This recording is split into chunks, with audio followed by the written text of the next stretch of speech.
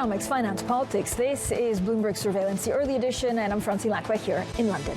Now to Turkey, where growth is outpacing all of the nation's peers except China. It's being driven by lower interest rates and a credit binge that's boosting domestic consumption. Now, the growth push saw a slump in the lira, keep inflation in double digits for the entire year. While Sabancı Holdings is one of Turkey's largest industrial and financial conglomerates, its main areas include financial services, energy, cement, retail, and industry.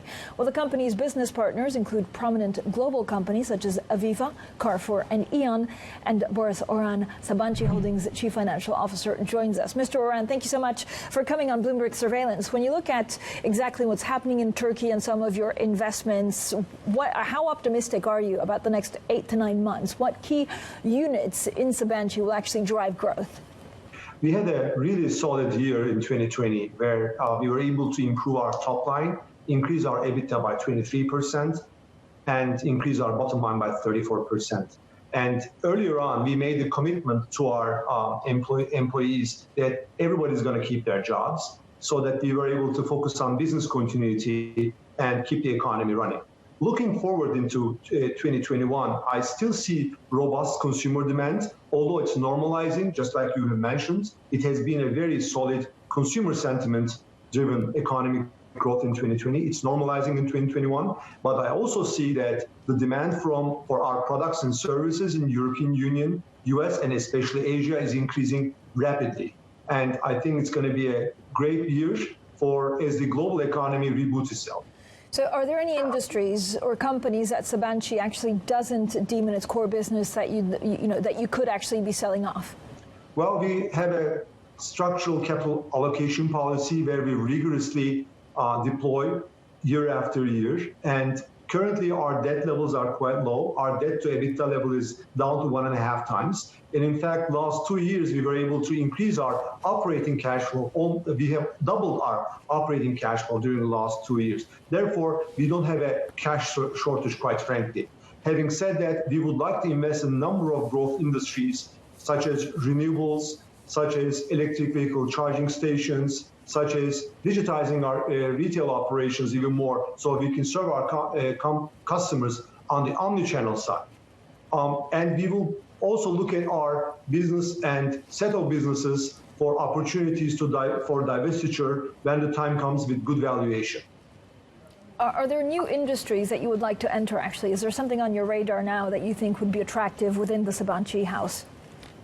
Sure. What we are looking into is adjacent businesses. We are investing in charging stations, for example. We are investing more and more into renewables. That's an area of our focus for some time. We are investing in looking into flexible electronics. We are a supplier of fuel cell industry globally. That's another industry that we are looking into. And overall digitization of the entire group, as well as IT services, including cybersecurity. Those are the areas. They are not new areas per se, but they are adjacent areas that will accelerate the growth of the enterprise. In fact, we have recently shared our guidance with our investor community, and we have provided a target to double the new economy's share within the group, and we would like to execute on that. Is there anything that you would list that's not listed right now, where you see value in listing separately and IPOing? Mm-hmm.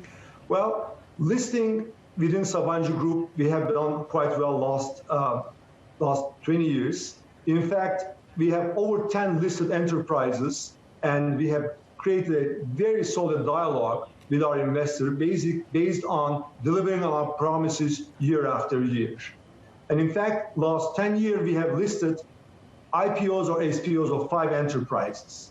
And we would like to continue doing that and to crystallize the value for all of our shareholders. In fact, a couple of businesses that we have, they are getting ready to be invested. And we're looking into opportunities around those. But let me give you a couple of examples. For example, our energy business, which has done quite well, which has a growth pipeline, will be able to pay dividends in a couple of weeks, and also reduce its debt profile quite clearly. When the time comes, we'll take a look at those, and we would like to crystallize value for our entire shareholders. But the current market conditions may not be ideal for listings. Mr. Oran, talk to me a little bit about how much you think Turkish exports are actually giving a lift to overall GDP in Turkey. What kind of GDP estimates do you have for the country? And is there a danger that, the lira, that you'll have higher inflation, therefore the lira will be less stable? And what does that mean for Sabancı? Well, after fighting with COVID in the earlier part of 2020, there has been a focus on orthodox policies implemented by the new economy administration. And it provides better visibility and not only improved business confidence, but also improved consumer confidence. Therefore, I think it will be a better investment climate moving forward. The average estimate for GDP growth for 2021 is 4%. We personally think it's going to be higher than that.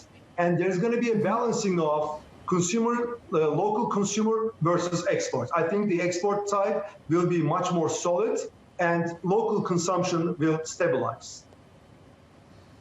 Thank you so much for joining us today. Barış Oran there, Sabancı Holding Chief Financial Officer.